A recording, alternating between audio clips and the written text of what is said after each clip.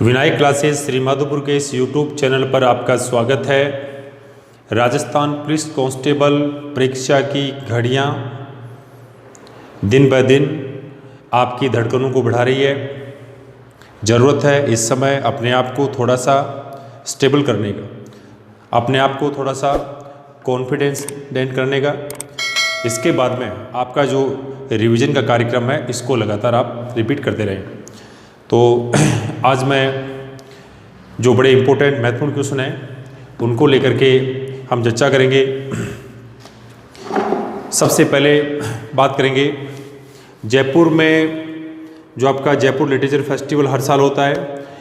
इस literature festival में आपके जो लिटरेचर फेस्टिवल में बातारी जो फुलवारी है इसके लेखक हैं, जो आपके पुस्तक के लेखक हैं आपके विजयदान देथा हैं। और पहली बार इनकी जो पुस्तक है बातारी फुलवारी, इस पुस्तक का विमोचन अंग्रेजी भाषा में किया गया, पहली बार किया गया।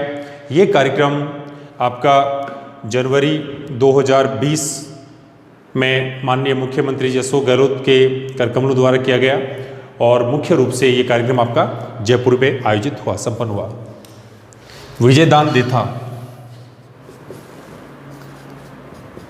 बातारी फुलवारी,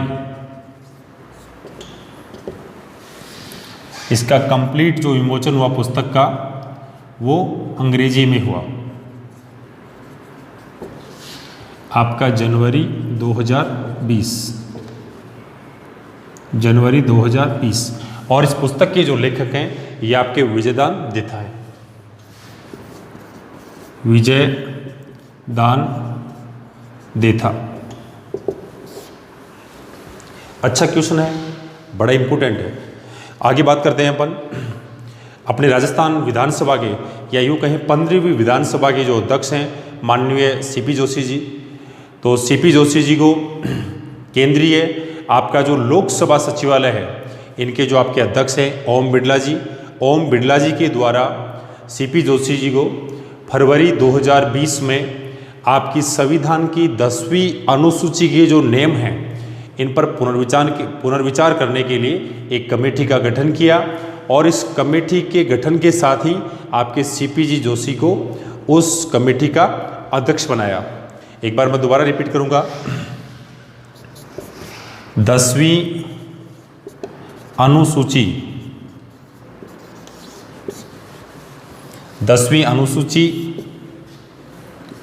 के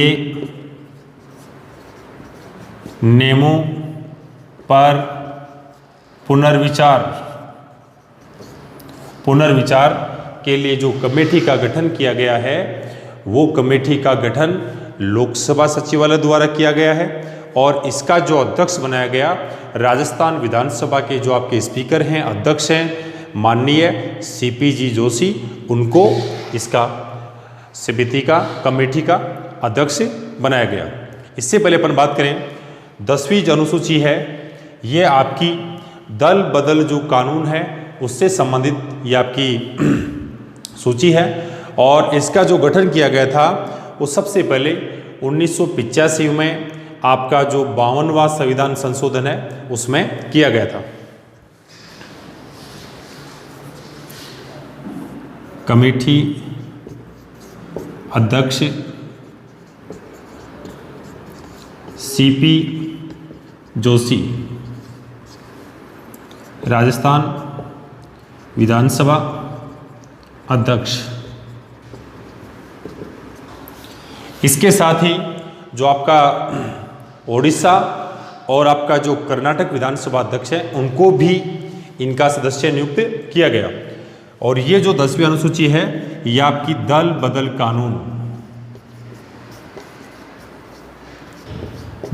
कानून से संबंधित है। अब मैं आपको थोड़ा सा इसमें बड़ा इंपॉर्टेंट जिक्र करने जा रहा हूँ। दल बदल से संबंधित इन दिनों में जहाँ भी जो राजनीतिक घटना चक्र हुआ उसका बारीकी से डिटेल से अध्ययन करें। निश्चित रूप से आपके एग्जाम में क्वेश्चन आना निश्चित है। जिन जिन राज्यों में, जैसे अपन बात करें आपके मध्य प्रदेश की, आपके महाराष्ट्र की, राजस्थान की, या राजस्थान में पूर्णतः सफल नहीं हुआ जिन जिन राज्यों में ये ऐसी घटनाएं हुई तो उनका आप अच्छे से अध्ययन करें, एग्जाम में क्वेश्चन आना निश्चित है। आगे बात करते हैं। अगला जो क्वेश्चन है, देश का पहला जियो हेरिटेज, ये भी आपका चर्चा में आया। आपका जो राजस्थान के 12 जिला है, अपना 12 जिला का जो रामगढ़ है, इस रामगढ़ को आपके यूनेस्को द्वारा आपका जियोलॉजिकल सर्वे ऑफ इंडिया, इसके द्वारा इसको देश का पहला, बड़ा इंपॉर्टेंट है, यहाँ से ध्यान दें आप, देश का पहला आपका भू विरासत स्थल घोषित किया। देश का पहला भू विरासत स्थल। दूसरी अगर बात करें तो ये आपकी जो उदयपुर में जावर है, इसको आपका दूसरा भू विरासत स्थल घोषित किया। बात करेंगे अपन दोबारा रामगढ़ की, तो रामगढ़ को क्यों किया? रामगढ़ 12, यहां जो उल्का पिंडों के कारण जो क्रेटर बने हुए हैं, जो खड्डे बने हुए हैं, उनकी जो दूरी है, इसकी अपन बात करें तो 4-5 किलोमीटर में ये आपके खड्डे बने हुए हैं। इसके लिए आपके जियोलॉजिकल सर्वे ऑफ इंडिया द्वारा इसको रामगढ़ 12 को भू विरासत स्थल घोषित किया। भू विरासत स्थल ये आपका किया फरवरी 2020 में। आगे बात करें, ये देश का पहला है। दूसरे की बात की जाए तो आपका राजस्थान में आपका जो उदयपुर जिला है, जो झीलों की नगरी के नाम से आप जानते हो उदयपुर को, वहाँ पे आपका जो जावर है, जावर को दूसरा भू विरासत स्थल घोषित किया। बात कंप्लीट होती है। जहाँ तक अपन बात करें अपने देश में कुल जो भू विरासत स्थल हैं, इनकी संख्या बात की जाए राष्ट्रीय लेवल की तो इनकी संख्या है 32। कितनी है? 32। कुल भू विरासत स्थल जो हैं ये आपके हैं 32। आगे नेक्स्ट क्वेश्चन को बात करते हैं। अब बात करें अपन 17वीं लोकसभा। 17वीं लोकसभा में राजस्थान की, ध्यान दें, यह अच्छा क्वेश्चन बन सकता है आपके पुलिस कांस्टेबल, ये बड़ा इंपॉर्टेंट है। 17वीं लोकसभा में जो महिला सांसदों की अगर बात करें तो राजस्थान में कुल संख्या कितनी है? 3। उसमें मुख्य रूप से आपका भरतपुर की रंजिता कोहली है और जसकौर मीणा जो है वो दूसरे नंबर की बात करें अपन। और तीसरी अगर बात करें तो आपकी दिया कुमारी जी है। ये 3 राजस्थान से 17वीं लोकसभा में कुल महिला सांसद हैं। आगे बात करें अपन जहां मंत्रिमंडल की बात करें, 17वीं लोकसभा में राजस्थान से जो मंत्रियों की संख्या है वो आपकी 3 है। उसमें बात करें फर्स्ट आपके गजेंद्र सिंह जी शेखावत जोधपुर संसदीय क्षेत्र से, कैलाश चौधरी बाड़मेर जैसलमेर, और आपका जो बीकानेर क्षेत्र है, बीकानेर जो संभाग है, बीकानेर जो संसदीय क्षेत्र है, यहाँ से आपके अर्जुन राम जी मेघवाल जो मंत्री हैं केंद्र सरकार में वर्तमान में 17वीं लोकसभा में, मोदी 2 सरकार में। आगे अपन बात करें 15वीं विधानसभा की, तो 15वीं विधानसभा में बात करें, 15वीं विधानसभा में कुल महिला विधायकों की संख्या 25। जहाँ तक बात करें संख्या 23 थी, लेकिन जो उपचुनाव हुए आपके मंडावासी रीटा चौधरी और साफिया जुबेर जो अलवर की रामगढ़ आपका विधानसभा क्षेत्र है, यहाँ से उपचुनाव में आपकी साफिया जुबेर निर्वाचित हुई। तो आगे बात करते हैं अपन 17वीं लोकसभा में महिला सांसद, राजस्थान की बात कर रहे हैं, से 3, और 17वीं लोकसभा में मंत्री क्योंकि अगर बात करें तो इनकी संख्या राजस्थान से है 3। और एक बड़ा इंपॉर्टेंट और महत्वपूर्ण जो क्वेश्चन है आपके राजस्थान से 17वीं लोकसभा की जो अध्यक्ष हैं ये आपके ओम बिरला जी हैं। ये भी बड़ा इंपॉर्टेंट है। 17वीं लोकसभा में लोकसभा अध्यक्ष की अगर बात करें तो ये हैं आपके ओम बिरला, ओम जी बिरला।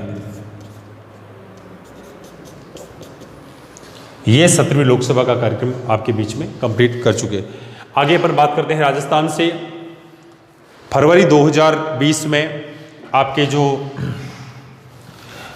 कोटा 12 जो संसदीय क्षेत्र है, इसमें एक विशेष जो आपकी योजना है, इस योजना का शुभारंभ केंद्रीय जो आपकी महिला बाल विकास मंत्री हैं आपकी स्मृति ईरानी जी, इनके द्वारा किया गया। और ये कार्यक्रम मुख्य रूप से जो कुपोषित माँ हैं, यूँ कहें इस क्षेत्र में जो प्रसूताएं माँ होती हैं उनमें खून की कमी 70% के लगभग होती है।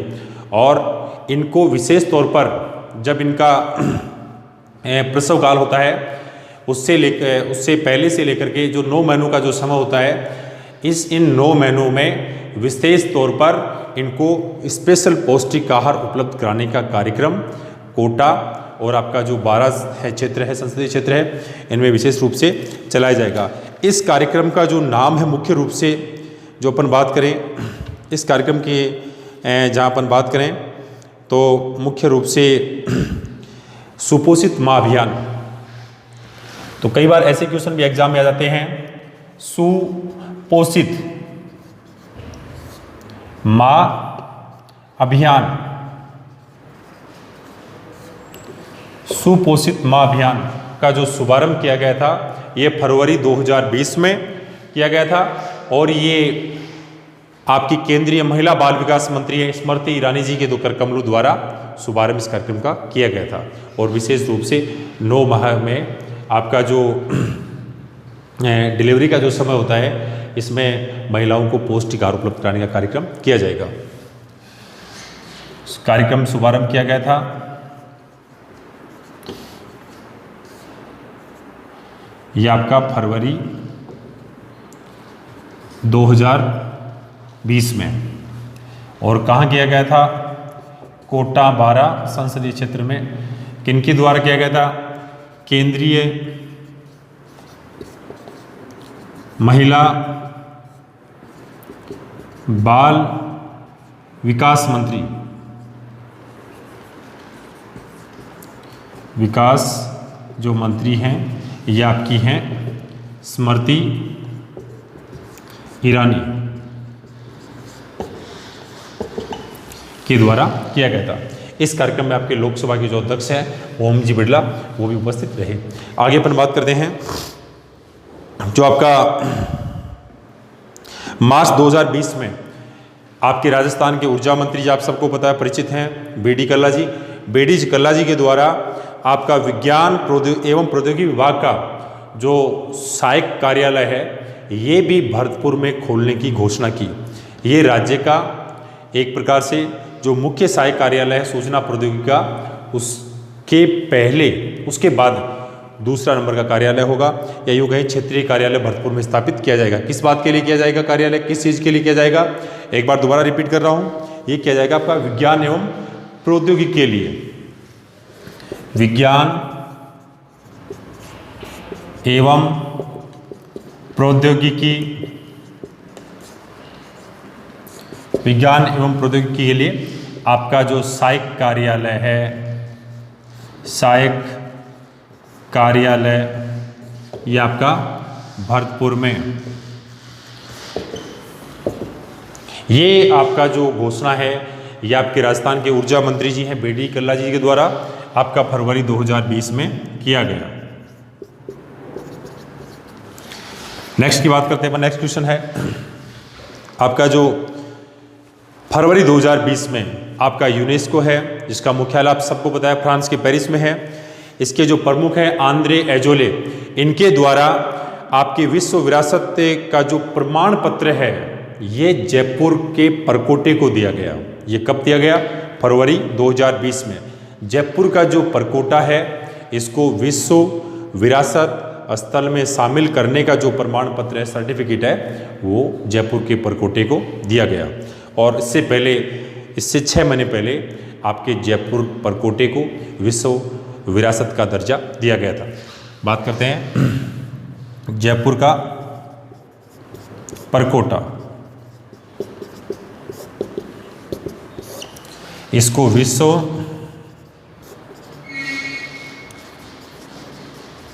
विरासत का दर्जा दिया गया। ये आपका दिया गया फरवरी 2020 में। यूनेस्को के जो प्रमुख हैं आप सबको पता है, आंद्रे एंजोले ये इनके प्रमुख हैं और इनका जो आपका मुख्यालय ये आपके फ्रांस के पेरिस में है। नेक्स्ट की बात करें अपन, फटाफट रिपीट करते रहे, आराम से, कोई दिक्कत नहीं है। भारतीय नागरिक उड्डयन मंत्रालय द्वारा फरवरी 2020 में देश में स्वच्छता के मामले में जिन हवाई अड्डों को रैंकिंग दी गई, उनमें आपका जयपुर हवाई अड्डा है। ये आपके तीसरे स्थान पर है। कौन से स्थान पे है? 3rd पर। अगर अपन पहले नंबर की बात करें तो आपका कोलकाता आपके पहले नंबर पर है और दूसरे स्थान पे रहा आपका चेन्नई हवाई अड्डा। अगर इसमें बात की जाए कस्टमर सेटिस्फेक्शन, यानी कि कितने कस्टमर संतुष्टि की अगर बात की जाए, तो इनमें अपने राजस्थान का जो उदयपुर हवाई अड्डा है ये तीसरे स्थान पर रहा। आगे पर बात करते हैं, राजस्थान राज्य का जो पक्षी है,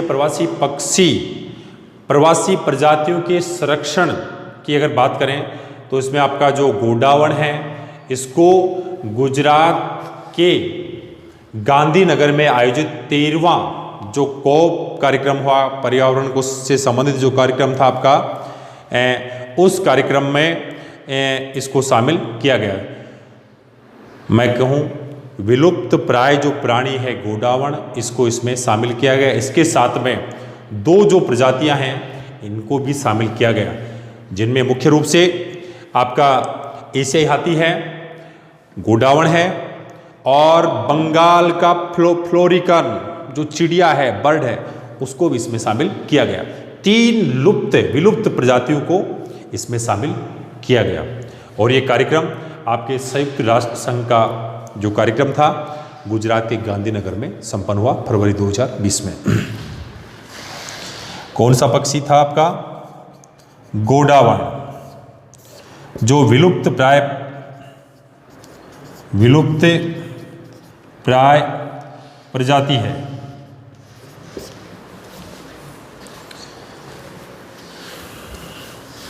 ये कार्यक्रम आपके गुजरात के गांधीनगर में हुआ। गांधीनगर में हुआ फरवरी 2020 में। फरवरी 2020 में ये कार्यक्रम आपका हुआ था। इसकी अगर अपन बात करें तो ये 13वां जो कोप शिखर सम्मेलन था, ये 2019 में हुआ था। कब हुआ था? 2019 में। सॉरी, ये थोड़ा सा मिस्टेक हो गया, इसको ठीक करें। ये जो आपका 13वां जो आपका संयुक्त राष्ट्र संघ का जो कार्यक्रम था, संयुक्त राष्ट्र पर्यावरण कार्यक्रम का, जीवों की प्रवासी प्रजातियों के संरक्षण के लिए ये कार्यक्रम विशेष तौर पर आयोजित किया गया था, जो 13वां था, और ये आपके गुजरात के गांधीनगर में संपन्न हुआ। इस कार्यक्रम में जो 3 पक्षियों की अपन बात कर रहे हैं, राजस्थान का गोडावण है, आपका एशियाई हाथी है जो भी बंगाल में है, और फ्लोरिकन बर्ड एक चिड़िया होती है, विशेष रूप से छोटी चिड़िया होती है, इनको विशेष रूप से इसमें शामिल किया गया। नेक्स्ट बात करते हैं अपन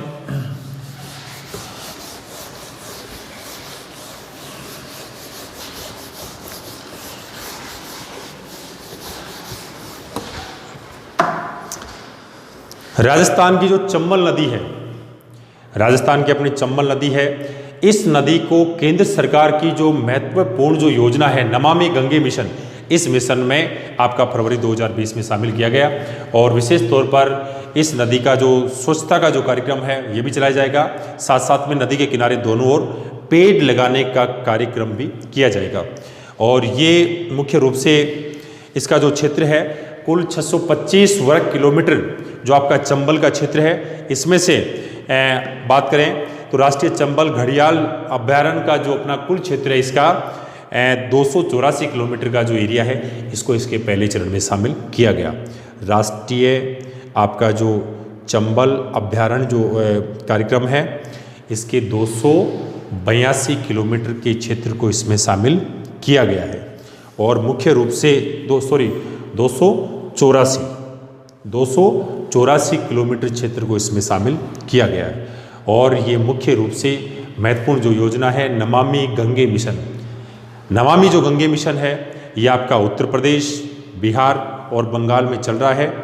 इसमें आपके नदी के दोनों ओर जो घाट है इनका जीर्णोद्धार किया जा रहा है। साथ ही इसकी जो गहराई है इसको भी स्वच्छता से निखारा जा रहा है। साथ में नदी के दोनों ओर विशेष तौर पर जो आधुनिक सुविधाएं युक्त जो आपकी सड़कें हैं उनका निर्माण किया जाएगा।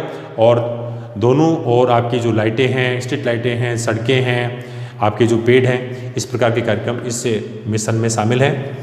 बात करें अपन राजस्थान की चंबल नदी, चंबल नदी को नमामि जो आपका गंगे मिशन है इसमें शामिल किया गया।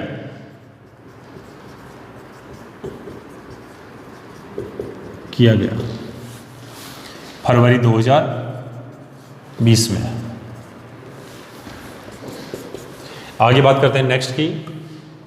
कुल जो इसका क्षेत्र है ये 284 किलोमीटर जो क्षेत्र है इसको फर्स्ट चरण में पहले फेज में 284 किलोमीटर को शामिल किया गया। ये सोचने वाली बात है। जहाँ इसका कुल एरिया की बात की जाए तो कुल जो आपका इसकी जो लंबाई है ये आपकी है 625 किलोमीटर। आगे बात करते हैं नेक्स्ट क्वेश्चन की। आपके सबको पता है अपने राजस्थान के सीकर जिले स्थित, सीकर जो अपना जिला है इसमें अपने पास स्थित आपके खंडेला की जो आपकी जो आपका रोयल गांव है, इस रोयल गांव में विशेष तौर पर आपका जो यूरेनियम है इनको निकालने का पिछले 24 साल का जो महत्वपूर्ण कार्यक्रम था इसको शुरू करने को लेकर के मंजूरी मिल गई है। तय करीबन 10,000 टन यूरेनियम यहाँ से निकाले जाने का कार्यक्रम है।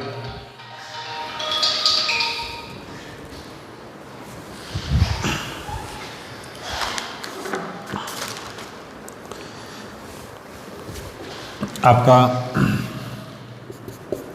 सीकर खंडेला कौन सा गांव है? रॉयल गांव। रॉयल गांव में 10,000 टन यूरेनियम। बात करें ये जो क्षेत्र है इसका कुल जो एरिया है वो आपका 23 हेक्टेयर है। 23 हेक्टेयर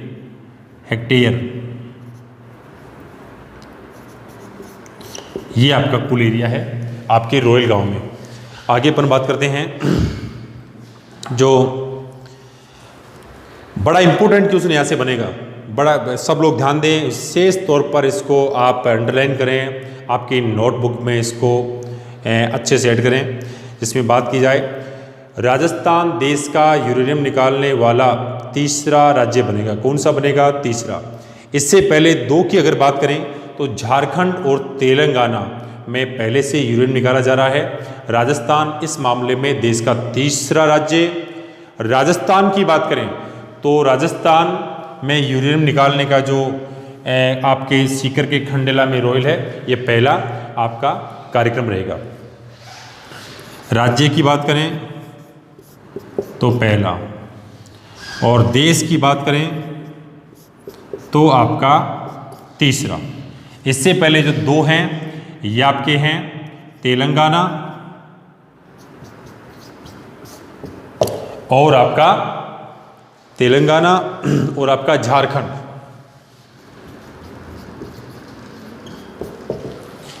इन दो स्थानों पर पहले से यूरेनियम निकाला जा रहा है, यूरेनियम की खानें हैं और राजस्थान में यूरेनियम की खानें जो खनन का कार्य किया जाएगा, उस मामले में राजस्थान देश का तीसरा।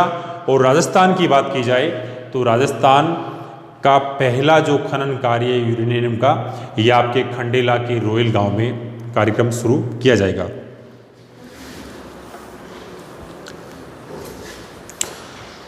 साथ ही भारतीय रेलवे का जो आपका हाई स्पीड ट्रेन का जो बात चल रही है, दिल्ली से अहमदाबाद के बीच में शुरू करने का कार्यक्रम है। इसमें राजस्थान के आपके दो जो शहर हैं इनको जोड़ने का कार्यक्रम प्रस्तावित है, जिसमें मुख्य रूप से आपका उदयपुर है और आपका गुलाबी नगरी आपका जयपुर है, राजधानी जयपुर है। इस मार्ग की कुल जो लंबाई है 886 किलोमीटर है। कितनी है? 886 किलोमीटर। यहाँ ध्यान दें, हाई स्पीड ट्रेन, इसका अगर क्वेश्चन एग्जाम में आता है तो इसका जो कुल मार्ग है 886 आपका किलोमीटर। और बात करें अपन इसमें जो आपके मुख्य जो शहर हैं इनको किनको जोड़ा जाएगा? दिल्ली से अहमदाबाद को।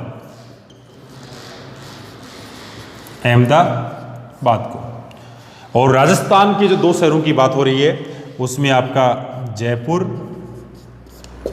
और आपका उदयपुर। नेक्स्ट क्वेश्चन आपका है, राजस्थान का दूसरा सबसे बड़ा जो सोलर पार्क है, मैं कह सकता हूं कि सोलर ऊर्जा से संबंधित जो क्वेश्चन एग्जामों में पूछा रहे हैं, ये पिछले आप उठा के देख लो, सभी एग्जामों में इससे संबंधित क्वेश्चन एग्जामों में खूब आ रहे हैं। जो बदलता आपका इनोवेशन है, इसमें मैं यूँ कह सकता हूँ, इसमें रिन्यूएबल एनर्जी जो कार्यक्रम है, इस पूरे कार्यक्रम का जो लक्ष्य है आने वाले 5 साल में ये 30,000 मेगावाट एनर्जी उत्पादित करने का है। और वर्तमान में राजस्थान की बात करें अपन तो कुल राजस्थान में रिन्यूएबल जो एनर्जी है इसकी वर्तमान में जो उत्पादित जो संख्या है ये आपकी 4,000 मेगावाट है। अगर इसमें बात करें तो आपका भड़ला जोधपुर में सबसे बड़ा जो सोलर पार्क है ये आपका भड़ला है, जिसमें कुल उत्पादित जो ऊर्जा है ये आपकी 2000 यानी 2250 मेगावाट है। कितनी है? 2250। और नोख जो आपका बीकानेर है, यहाँ पर भी ये आपकी जो ऊर्जा है सोलर ऊर्जा, इसका उत्पादन किया जा रहा है। और नोख बीकानेर सोलर ऊर्जा उत्पादन करने वाला आपका राज्य का दूसरा शहर होगा।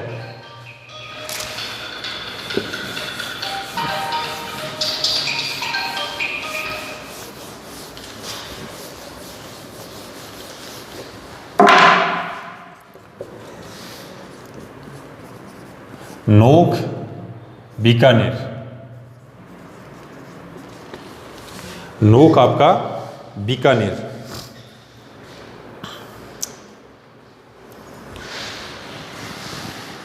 ये आपका दूसरा है, जिसमें कुल जो ऊर्जा उत्पादित की जाएगी ये आपकी है 925 मेगावाट, 925 मेगावाट।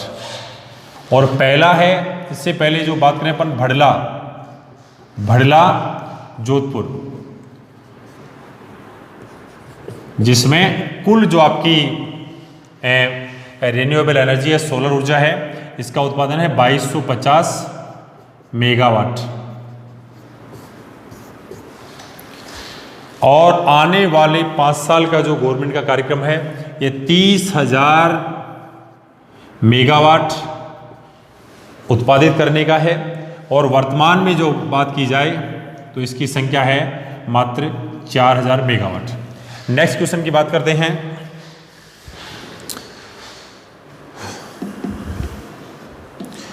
जनवरी 2020 में पांचला सिद्धा जो गांव नागौर में है ये चर्चा में रहा। और इसका मुख्य रूप से चर्चा में रहने का जो कारण है, यह 150 अंतर्राष्ट्रीय जो आपका माँ उत्सव है, ये आपके इस गांव में कार्यक्रम जनवरी 2020 में संचालित किया गया। आपका माँ उत्सव कार्यक्रम, माँ उत्सव कार्यक्रम, ये आपका पांचाला सिद्धा आपका नागौर में जनवरी 2020 में। क्लियर? तो आज का कार्यक्रम यहीं पे समाप्त होता है। अगली क्लास में फिर मिलेंगे। मैं आपको एक बड़ी महत्वपूर्ण कहानी सुनाने जा रहा हूँ।